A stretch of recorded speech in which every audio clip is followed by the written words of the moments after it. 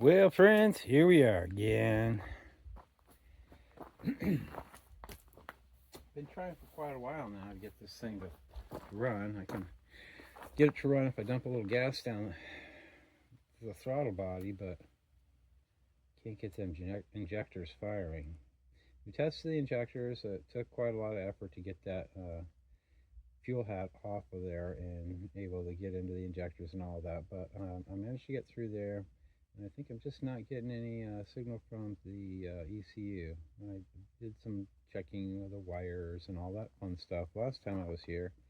Seems like the ECU is just not doing the thing. I looked at the schematic and it looks like the ECU has a couple wires that go to resistors to the injectors, and so it's pretty direct from the ECU to some resistors to the injectors. So those injectors don't take 12 volts, which is what I tested it with, which is probably not a good idea. So probably a 9-volt battery or a 9-volt power source is a much better choice for testing injectors than 12 volts. If I had a spare resistor, I could have used that in line. I don't know where the resistors are in this thing. I assume they're outside the ECU, but honestly, I don't know. I have not completely traced down the wires. I did electrically test the wires, and the wires tested fine electrically. It was kind of confusing because the way I was testing it, some places it goes through 2 resistors, some places it goes through 1, and so I was getting weird looking results. And then I looked at the schematic and I'm like, okay, now I understand why the results might look that way, because it wasn't wired the way I expected it was wired. So there we are. Basically, I've tested everything to the ECU. I went through the ECU and I took it apart and I cleaned it up. I thought maybe there was some dirt or something in there that was causing something to not work right. I have no way to test it, or I can't bench test it at home. I don't know where to hook up electricity and what to expect at what places. I have no schematics or no information that would help me diagnose a problem on that ECU. So I assume that ECU is bad because I have no way to verify if it's not bad or not. I was able to find an ECU on eBay. Hopefully it's a good ECU. And I did put it in the car. It looks to be the right ECU and everything. But it's also unknown.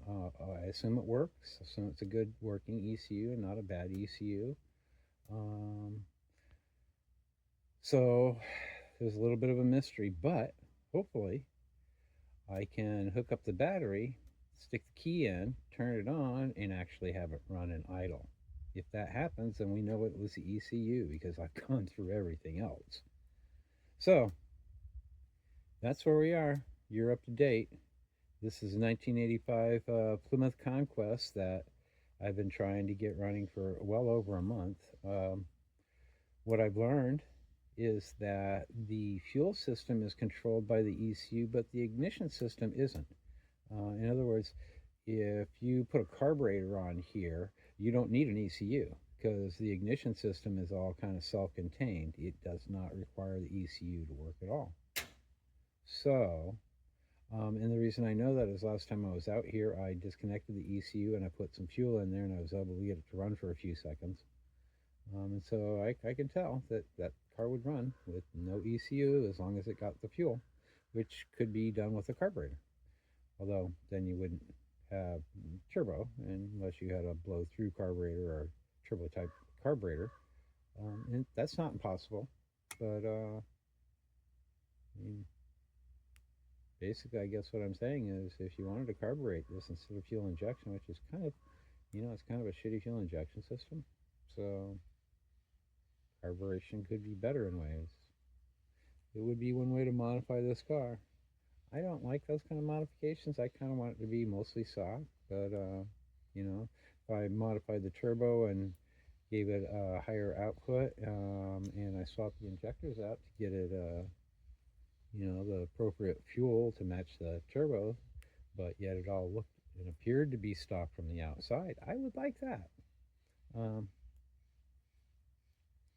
Not trying to put a bunch of brand new parts on it, a bunch of fan new stuff. I want it to look just like it came out of the factory, but I also want it to be fast like a modern sporty car. I mean, this was probably sporty for 1985, but it is not sporty by 2025 specifications. That's 40 years. This car is 40 years old, believe it or not. It's a turbocharged car. So let's get that battery in. Fire it up.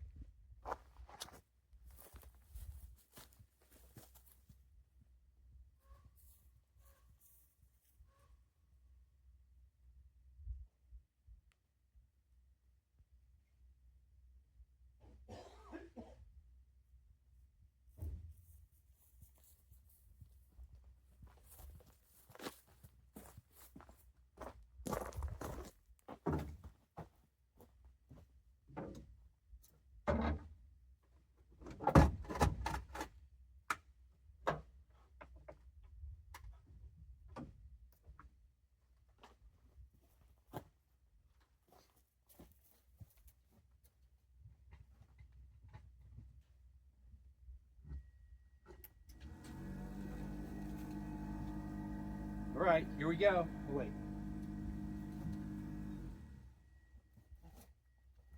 Here we go.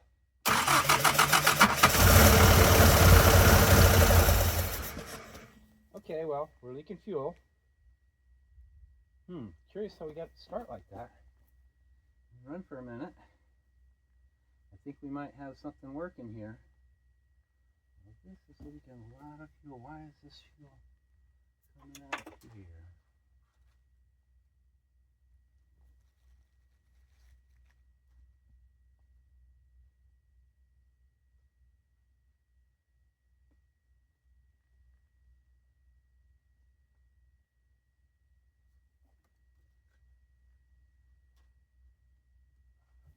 Let's give it another try.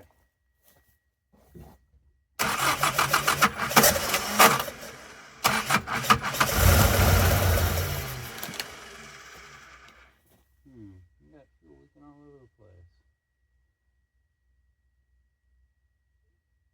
It could be those injectors are not bolted down tight enough. I did not get good bolts for that. I used some bolts that I scrounged up that were better than the. I couldn't put these back in. These are not gonna do it. Look how clean that is. That's like 40 years old, brand new looking. 40 years old, been outside. Kind of neat, huh? But yeah, I couldn't put that back in, so I put what I could back in. They weren't really fitting as well as I had hoped. I also lost one of these bolts. So that could be leaking there, but I'm also seeing a lot of leaks here, and I'm unsure. It could be that this fuel regulator, this is the fuel pressure regulator here, could be that's not good. It's used. It was, thought to be good. Well, fuel head is from a different vehicle that I already cleaned up in advance. Actually, I have the whole system down here that I could replace, but I'm not trying to replace everything.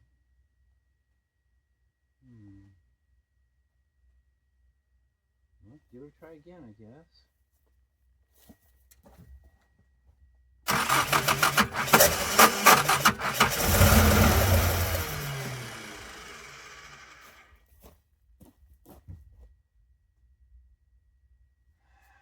I guess I'm gonna have to replace this leaking here. Maybe it's just the O-ring.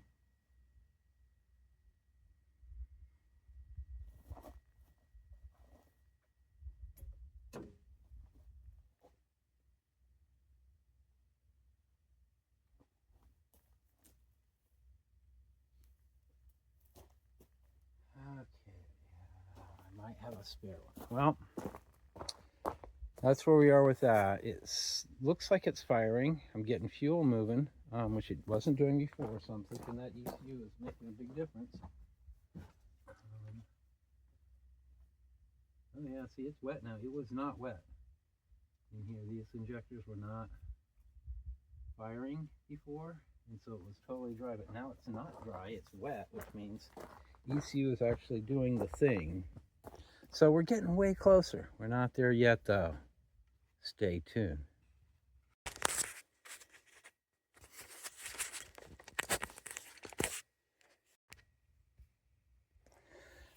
All right, here we go again.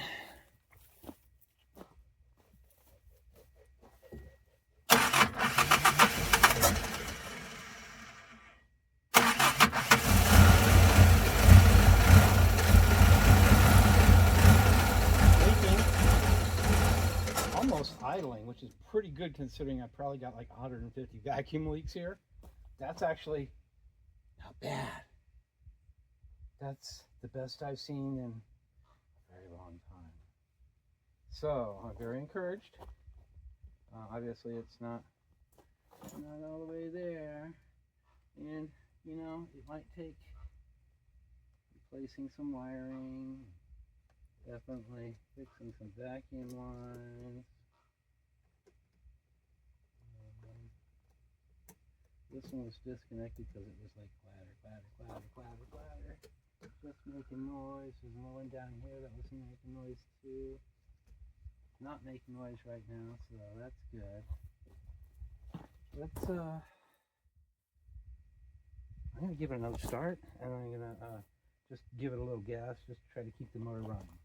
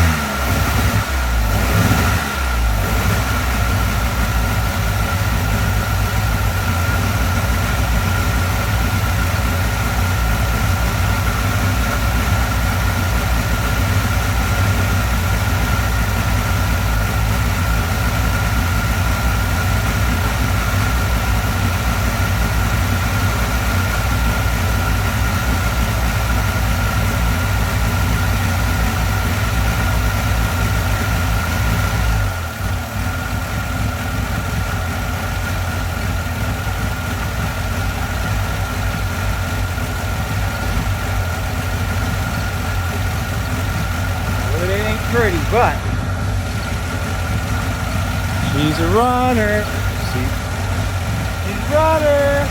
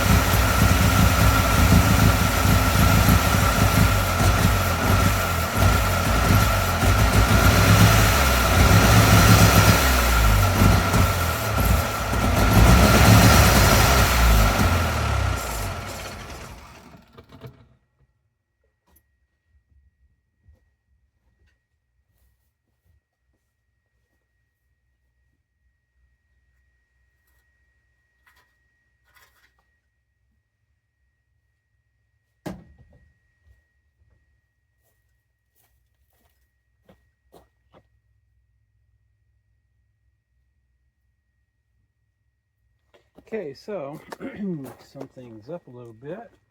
I took this apart and I put a little rubber O-ring in here, and that helped seal this up so this is no longer leaking. And once that stopped leaking, it was able to not get enough fuel pressure to keep these injectors firing right now, or at least a close enough amount. This is still not close. It's not any boost is going to be leaking out. It's going to make it run poorly, which you just heard. And there's a bunch of vacuum leaks here probably, because I'm pretty sure this car hasn't been on the road for 25 years. So there's probably a lot of tired rubber here, and that's going to manifest in vacuum leaks. In this car, there's a whole lot of vacuum. It's actually a vacuum diagram up here. It's pretty simplistic and kind of not very useful, but useful enough to give you some of the important stuff.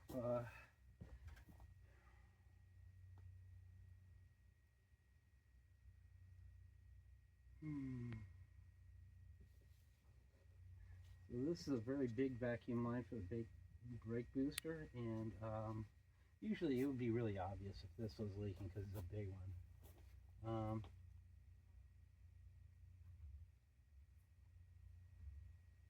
Oh, also temperature sensor. Looking, can't remember which one that is. If it's just the one for the AC, then it's not a big deal.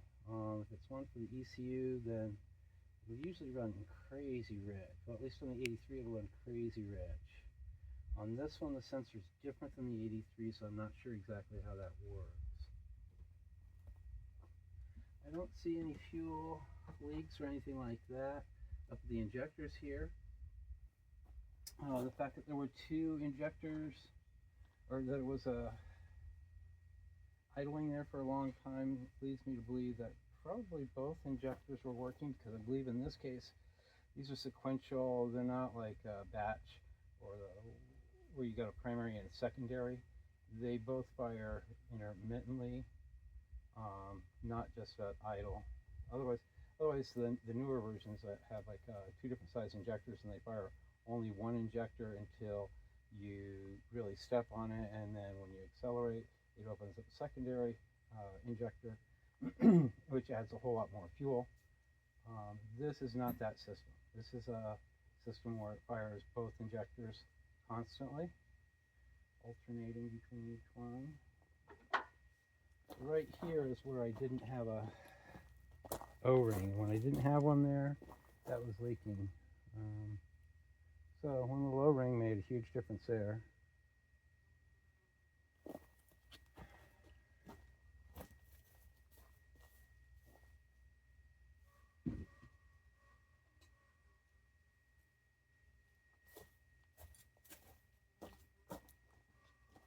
Maybe I should put this guy back up. That's a little bit of a vacuum leak. There's a bigger vacuum leak over here. Does it matter?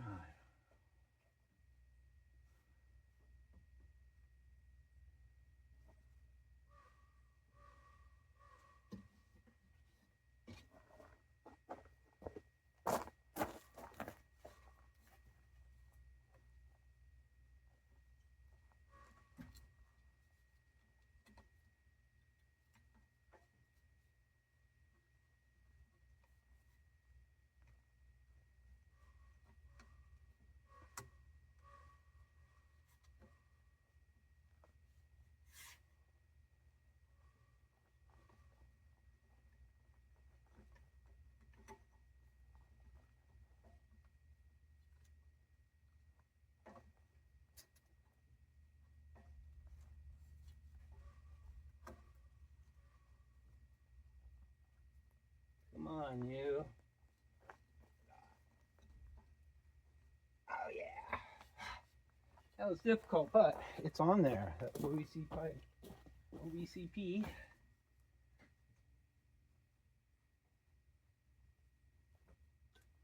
Right there. I do need to get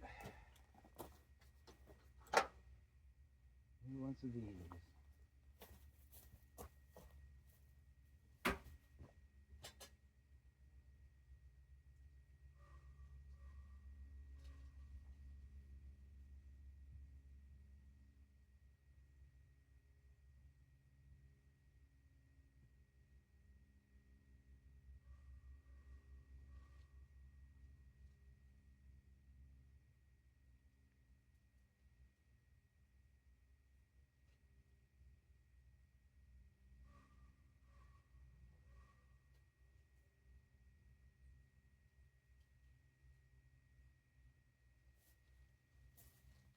Okay, well, I got a little kit of screws to take home with me to hopefully get new ones for that.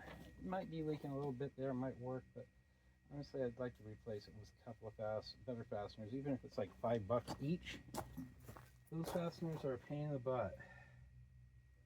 It's worth $10. Let's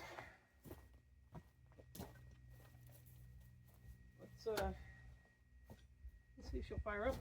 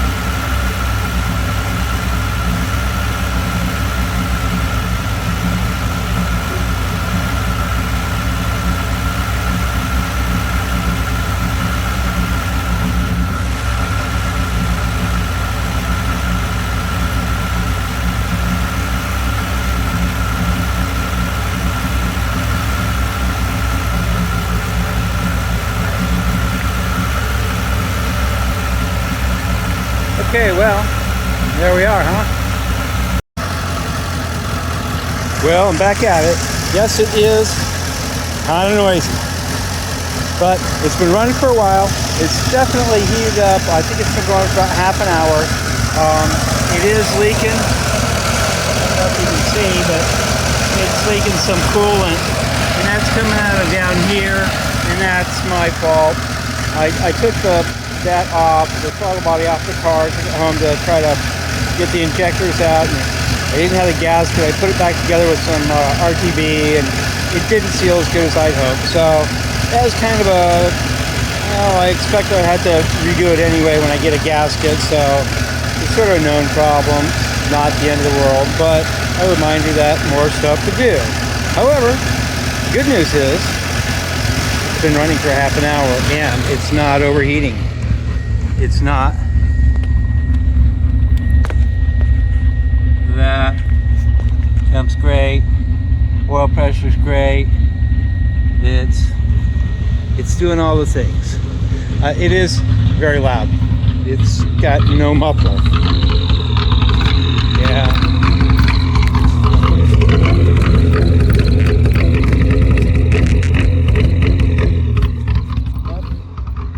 Muff free. But she's a runner. She's not the best sounding motor, but it's a running car.